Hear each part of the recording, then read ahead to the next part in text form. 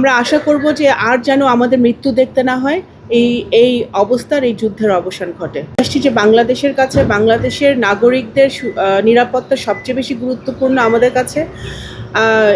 আমাদের এই যে ভাইটি আজকে এসেছে, আলী আহমেদ, ওর পরিবার আজকে এখানে এসেছে, ওনার পরিবার ওনাকে আমাদের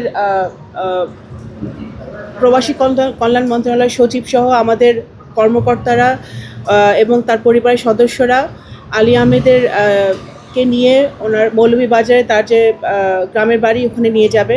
আমাদের প্রবাসী কল্যাণ মন্ত্রী আরিফ সাহেব অলরেডি মৌলভীবাজারে অবস্থান করছেন।